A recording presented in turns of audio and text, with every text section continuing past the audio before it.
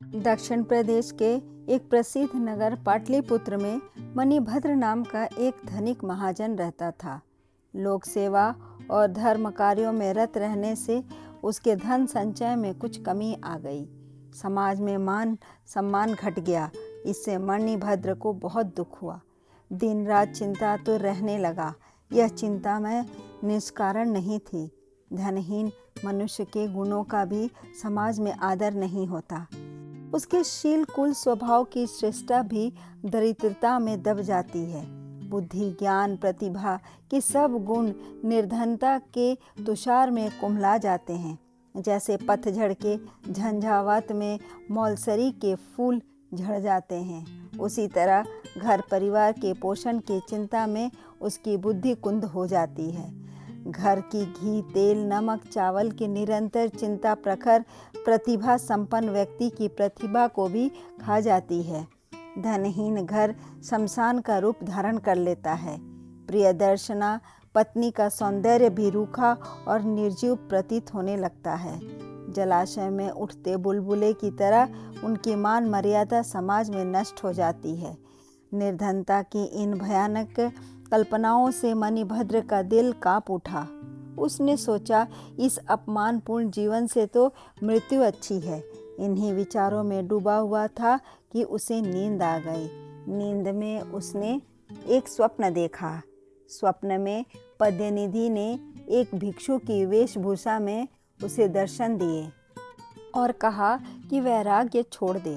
तेरे पूर्वज ने मेरा भरपूर आदर किया था, इसलिए तेरे घर आया हूँ। कल सुबह फिर इसी वेश में तेरे पास आऊँगा। तो उस समय तू मुझे लाठी की चोट से मार डालना, तब मैं मरकर स्वर्णमय हो जाऊँगा। वह स्वर्ण तेरी गरीबी को हमेशा के लिए मिटा देगी। सुबह उठने पे मणिभद्र इस स्वप्न की सार्थकता के संबंध में ही सोचता रहा। उसके मन में विचित्र शंकाएं उठने लगी। न जाने यह स्वप्न सत्य था या असत्य, यह संभव है या असंभव। इन्हीं विचारों में उसका मन डवांडोल हो रहा था। हर समय धन की चिंता के कारण ही शायद उसे धन संचय का स्वप्न आया था। उसे किसी के मुख से सुनी हुई यह बात याद आ गई कि रोगग्रस्त शोकातुर चिंताशील और कर्मार्थ मनुष्य के स्वप्न निरर्थक होते हैं। उनकी सार्थकता के लिए आशावादी होना अपने को दुख देना है और धोखा देना है। मणिभद्र यही सोच रहा था कि स्वप्न में देखे हुए भिक्षु के समान ही एक भिक्षुक अचानक वहां आ गया। उसे देखकर मणिभद्र का चेहरा खिल गया। सपने की बात याद आ गई। उसने पास में पड़ी लाठी उठाई और भिक्षु के सिर पर मार दी। भिक्षु उसी समय मर गया।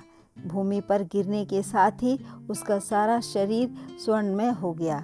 मणिभद्र ने उसका स्वर्णमय मृतदेह छिपा लिया, किंतु उसी समय एक नाई वहां आ गया।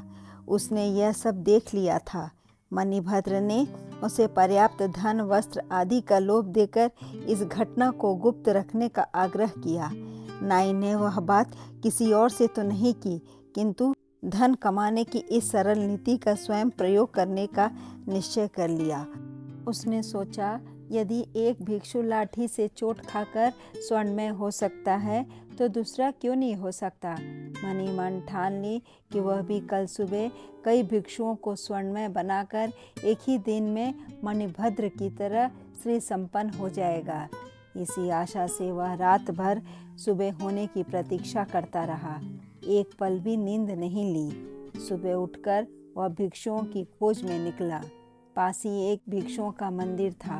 मंदिर के 3 परिक्रमाएं करने और अपनी मनोरथ सिद्धि के लिए भगवान बुद्ध से वरदान मांगने के बाद वह मंदिर के प्रधान भिक्षु के पास गया। उसके चरणों का स्पर्श किया और उचित वंदना के साथ विनम्र निवेदन किया कि आज की भिक्षा के लिए आप समस्त भिक्षुओं समेत मेरे द्वार पर पधारें। प्रधान भिक्षु ने नाई से कहा, तुम शायद हमारी भिक्षा के नियमों से परिचित नहीं हो। हम उन ब्राह्मणों के समान नहीं हैं जो भोजन का निमंत्रण पाकर गृहस्थों के घर जाते हैं।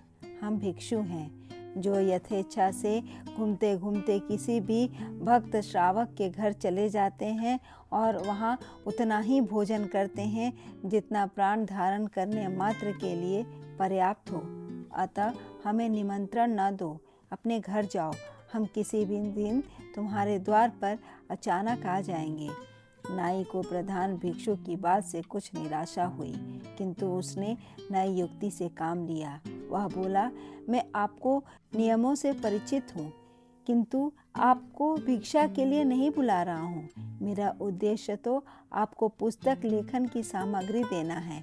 इस महान कार्य की सिद्धि आपके आए बिना नहीं होगी। प्रधान भिक्षु नाई की बात मान गया। नाई ने जल्दी से घर की राह ली। वहां जाकर उसने लाठियां तैयार कर ली और उन्हें दरवाजे के पास रख दिया। तैयारी पूरी हो जाने पर वह फिर भिक्षुओं के पास गया और उन्हें अपने घर चलने के लिए आग्रह की। भिक्षु जब उनके घर पहुँचे तो नाई ने उन्हें घर के अंदर ले जाकर लाठियों से मारना शुरू कर दिया। उनमें से कुछ तो वहीं धाराशायी हो गए और कुछ का सिर फूट गया। उनका कोलाहल सुनकर लोग एकत्र हो गए। नगर के द्वारपाल भी वहां आ पहुंचे। वहां आकर उन्होंने देखा कि अनेक भिक्षुओं का मृत देह पड़ा है और अनेक भिक्षु आहत होकर प्राण रक्षा के लिए इधर उधर दौड़ रहे हैं। नाई से जब इस रक्तपात का कारण पूछा गया तो उसने मणिभद्र के घर में आहत भिक्षु के स्वर्णमय हो जाने की बात बतलाते हुए कहा कि वह भी शीघ्र स्वर्ण संचय करना चाहता था। नाई के मुख से यह बात सुनने के बाद राजा के अधिकारियों ने मणिभद्र को बुलाया और पूछा, क्या तुमने किसी भिक्षु की हत्या की है? मणिभद्र ने अपने स्वप्न की कहानी आरंभ से लेकर अंत तक सुना दी। राज्य के धर्माधिकारियों ने उस नाई को मृत्यु दंड की आज्ञा दी और कहा, ऐसे कुपरीक्षितकारी बिना सोचे काम करने वाले के लिए यही दंड उचित था। मनुष्य को उचित है कि वह अच्छी तरह देखे, जाने, सुने और उचित परीक्षा किए बिना कोई भी कार्य न करे, अन्यथा उसका वही परिणाम होता है जो इस कहानी के नायक को हुआ। धन्यवाद। कहानी अच्छी लगे तो लाइक करें, सब्सक्राइब करें, शेयर करना न भूलें।